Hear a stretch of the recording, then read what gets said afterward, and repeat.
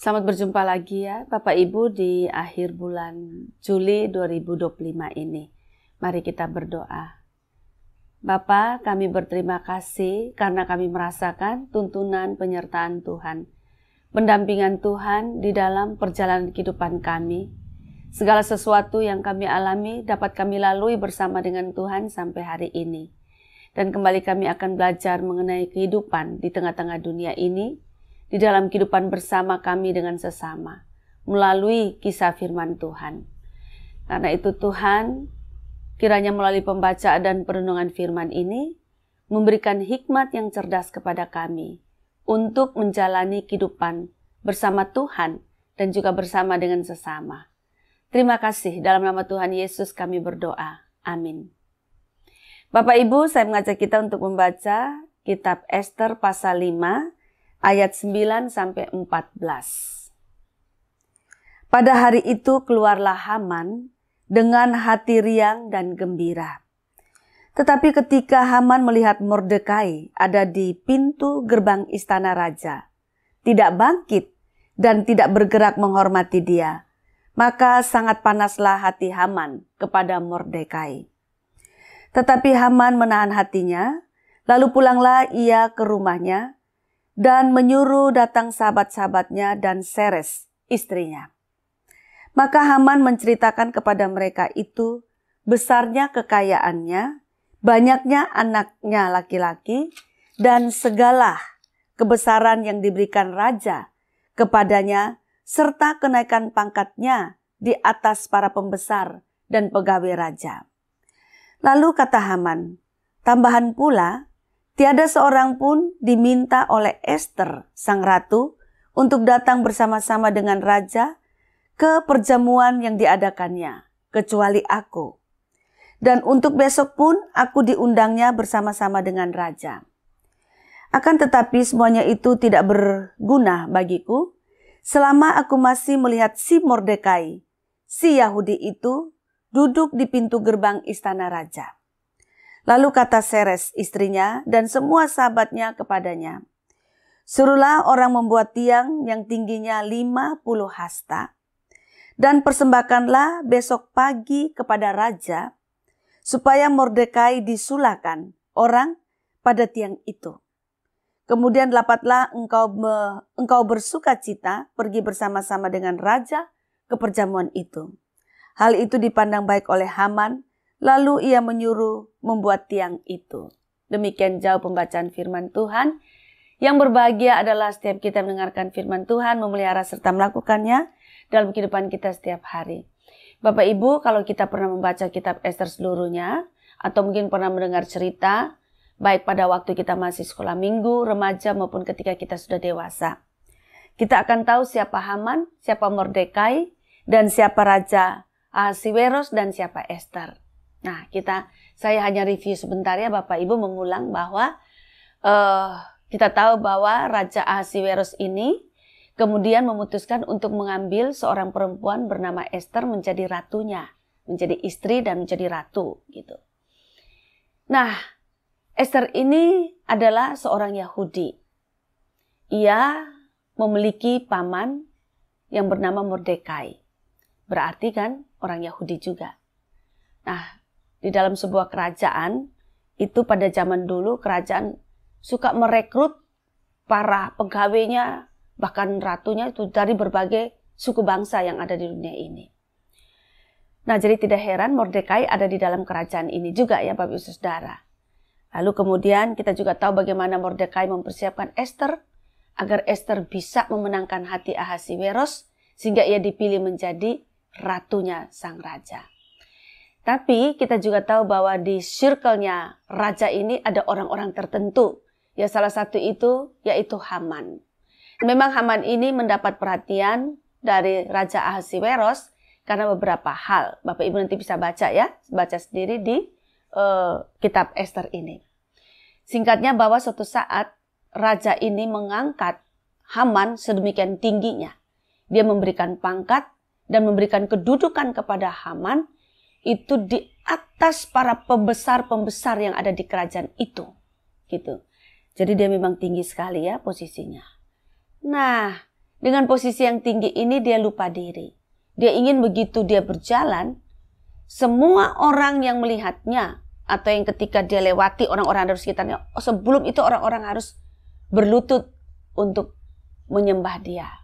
Nah, ini tidak boleh dilakukan oleh orang Yahudi, termasuk oleh Mordekai. Maka Mordekai itu tidak mau tuh. Begitu Haman lewat harus sujud menyembah itu, Mordekai nggak mau. Nah, itu sebabnya Mordekai tidak disenangi oleh Haman.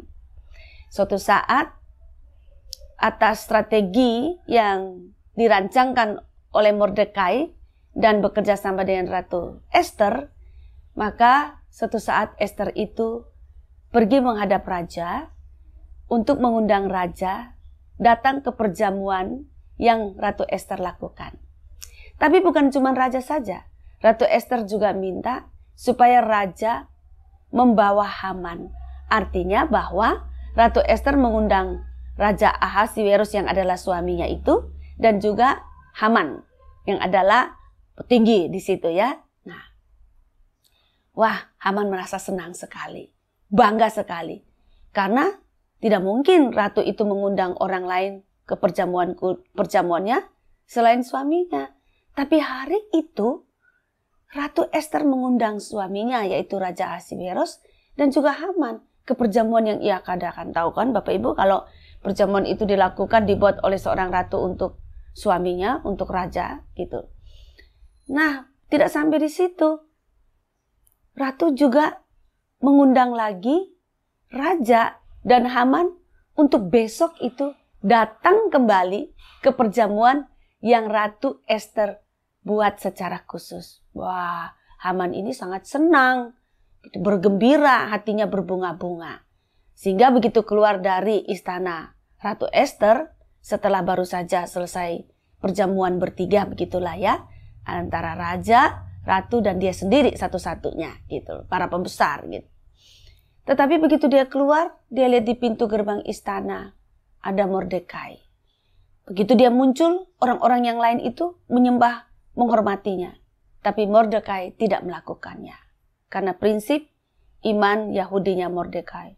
Nah, itu menyebabkan semakin muncul atau timbul kebencian di dalam diri Haman kepada Mordekai. Tapi dia menahan diri, dia cepat-cepat pulang ke rumahnya. Lalu kemudian dia mengundang sahabat-sahabatnya dan juga tentu istrinya. Lalu dia menceritakan bahwa dia memiliki harta yang banyak. Dia juga memiliki anak laki-laki yang banyak. Dia juga telah diberikan pangkat dan kedudukan yang sangat tinggi di atas para pembesar yang ada di kerajaan itu di hadapan raja. Dia senang sekali. Tapi dia mengatakan bahwa hal itu semua tidak ada artinya kalau Mordekai masih hidup. Karena dia sangat jengkel dengan Mordekai. Nah, Bapak Ibu yang dikasihi Tuhan Yesus, ketika istrinya Seres mendengarkan keluh kesah hati suaminya ini, dia memberikan jalan keluar. Jalan keluar yang dia berikan adalah ia meminta supaya suaminya itu menyuruh orang membuat tiang. Ya, membuat tiang yang tingginya 50 hasta. Tiang itu untuk apa? Tiang itu untuk menggantung Mordekai. Dan tiang itu setelah Mordekai digantung di sana, itu merupakan persembahan buat raja. Ini merupakan ide dari istrinya.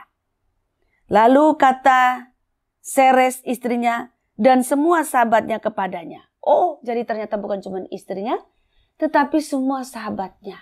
Jadi berarti circle-nya si Haman ini. Artinya orang-orang yang berada di dalam lingkaran pertama dari Haman.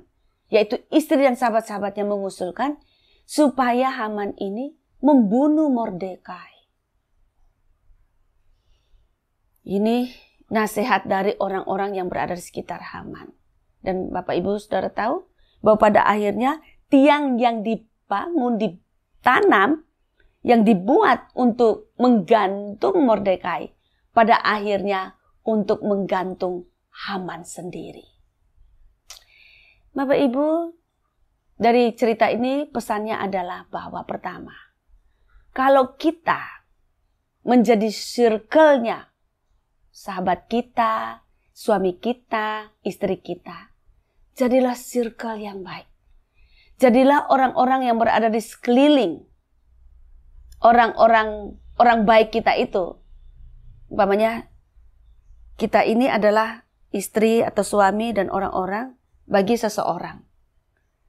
Jadilah sahabat, jadilah istri, jadilah suami, circle atau lingkaran utama yang baik bagi orang tersebut. Kalau berikan nasihat yang benar. Berikan nasihat yang baik. Berikan saran-saran masukan yang baik.